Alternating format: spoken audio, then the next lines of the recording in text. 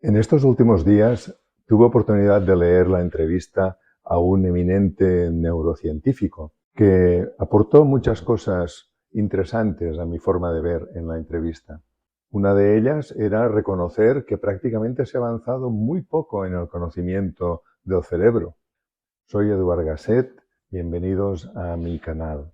La endocrinopsicología es esta ciencia del ser total, del hombre total, hombre-mujer total, y contempla todos los aspectos que nos componen, a nivel físico, emocional, mental, psicológico y también moral o espiritual. Cuando dice este eminente neurocientífico, que no voy a citar, que en la neurociencia, después de muchos años de investigación, después de participar en un proyecto global que se llama Human Brain, siguen sin encontrar la razón de ser de el cerebro con la mente, con la conciencia y con una serie de aspectos que nos distinguen de cualquier otro ser vivo, sobre todo de los que conocemos como primates o que parecería que nosotros somos, que estamos emparentados, vaya, con ellos.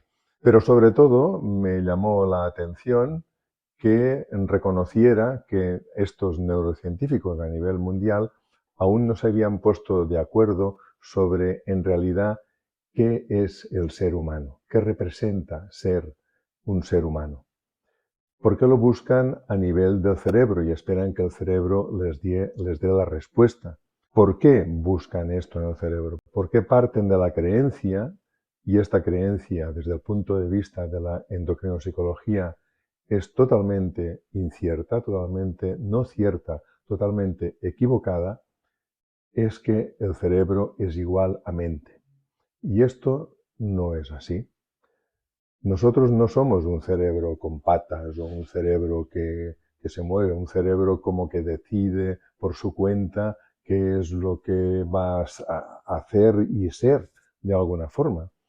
Que está pues un poco más o menos que expuesto al azar, que sí, pues que habrá unos genes que están ahí dormidos, unos genes que están, que si se despiertan en un momento dado en un sentido o en otro, nosotros podemos ser o unos depresivos, o podemos ser unos genios, o podemos ser unos locos, o unos esquizofrénicos, o tener Alzheimer, o yo qué sé qué cosas. Depende de que el cerebro evolucione bien o no tan bien, o mal o pésimamente mal.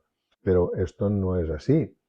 Verdaderamente, desde el punto de vista de la endocrinopsicología, podemos decir que incluso cuando hay una enfermedad que se diagnostica y se considera mental, no hay ninguna deformación ni hay ningún mal propiamente, ninguna desestructuración ni ningún punto en el cerebro que esté destruyéndose o esté mal, en el sentido de decir, bueno, pues cuando hay un problema de neurosis o un problema de paranoia o un problema de pérdida de memoria o lo que sea, pues vemos que está destruyéndose una parte determinada del cerebro, o sobre todo en enfermedades mentales. Cuando hay ansiedad, pues es que hay una parte del cerebro que se está descomponiendo o está desconectándose o lo que sea, porque podemos decir que en el cerebro en realidad no ocurre ninguna de estas cosas, ni tan siquiera está aquí el problema y por lo tanto tampoco estará aquí la solución. Siempre digo que buscar las cosas en los lugares que no corresponde, pues no nos trae ninguna satisfacción, ni nos trae ningún dato interesante, ni nos aporta nada o casi nada en absoluto. Yo pongo un ejemplo muy fácil de entender. Si yo le digo a alguien que vaya a buscar setas en medio del océano, pues seguramente no las va a encontrar. Dudo mucho, vaya, que vaya a hacerlo, sino que haya un tipo de algas que estén flotando por allí y que en principio puedan dar algún tipo de setas. Pero, y si le pido que vaya, que me traiga peces o me traiga algún tipo de animal que vive en vida marítima, tampoco sería bueno que la persona a la que le encargue esto vaya a buscarlo al bosque, que es donde representa que sí que puede encontrar setas. Pero entonces, ¿qué pasa? Pues que si estamos buscando cosas en los lugares que no corresponde, nunca encontraremos lo que estamos buscando, en absoluto. ¿Por qué digo esto? Pues porque verdaderamente en el cerebro no están las respuestas que se pretende o que se le atribuye. El cerebro, como ya empecé a explicar en alguno de los vídeos anteriores, sobre todo cuando puse el ejemplo del hombre de planta de Roesch, depende totalmente del funcionamiento de las glándulas endocrinas, muy concretamente de la glándula tiroides.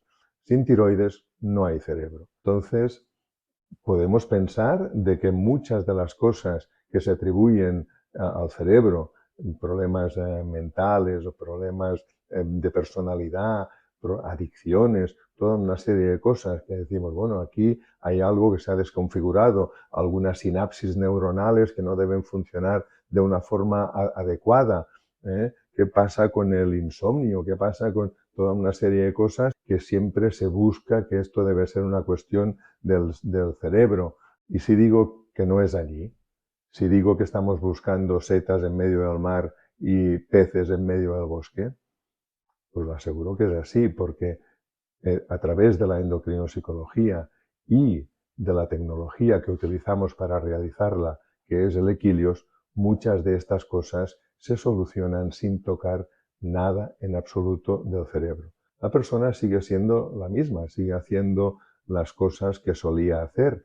Puede ser, y eso es muy bueno, que mejore pues recibiendo consejos o tomándolos de uno mismo, pues por sentido común muchas veces, o porque actualmente en redes y en todas partes pues se puede leer al respecto, pues como digo, haciendo cambios en la dieta, haciendo una vida más sana, haciendo ejercicio, una serie de cosas que seguro van a mejorar a la persona. Pero estas cosas pueden ser determinantes hasta cierto punto, pero lo que es verdaderamente determinante es si en esta persona le está funcionando bien la tiroides y si le están funcionando bien las glándulas endocrinas. Eso es verdaderamente importante. Tanto es así que podemos decir que nosotros seremos lo que nuestras glándulas endocrinas nos están permitiendo ser en cada momento. Si estamos en desequilibrio, manifestaremos distintos desequilibrios que pueden ser de distinta índole, más fisiológicos, más emocionales, más mentales, más de personalidad, más a nivel incluso moral. Podemos ser más amorales o más éticos o menos éticos, o más violentos o más caritativos incluso, o más suaves en nuestra vida o más cariñosos, dependiendo de cómo sea este equilibrio. Podemos ser más miedosos o más valientes, también dependiendo de esto. Todo esto es lo que estudiamos en la endocrinopsicología y a través de ella devolvemos este equilibrio a las glándulas y con ello a la persona en su totalidad. Todo esto es lo que nos legó el eminente doctor Jean Gauthier de Burdeos, Francia, y desarrolló un trabajo maravilloso que llega hasta entre 8 y 10.000 páginas, lo que nos legó. Y en definitiva, todo este estudio que hizo, porque es un estudio científico maravilloso, no es ninguna invención, no es poesía, no es nada que sea, pues que se le ocurrió un buen día, sino que fue fruto de años y años de observación con los pacientes, de pensar, de ir en contra de la corriente. Ya sabemos que es mucho más fácil seguir la corriente que no ir en contra. Pues él fue en contra porque es su sentido común, porque su deber de alguna forma como científico, como médico, era no seguir los pasos de todo el mundo si él no acababa de ver que esto no era lo correcto. Y así ha sido durante la historia con grandes hombres, grandes mujeres también, que han ido descubriéndonos y legándonos cosas que luego como humanidad, como especie, hemos aprovechado para ir evolucionando a mejor. Y el gran legado que nos dio el doctor Gauthier fue paso por paso poder constatar que el cerebro no es la parte más importante en el ser humano, sino que lo son las glándulas endocrinas. Estas están primero, luego vendría el cerebro, que cuando madura es tan importante prácticamente porque actúan de una forma creando unas sinergias muy interesantes. El cerebro es desde luego un órgano maravilloso. No estoy diciendo con esto, ni lo dijo nunca el doctor Gautier, que fuera de inferior categoría en absoluto, pero depende totalmente de las glándulas endocrinas. Y esto es lo que iremos aprendiendo. Soy Eduard Gasset, como os he dicho, muchas gracias y hasta la próxima.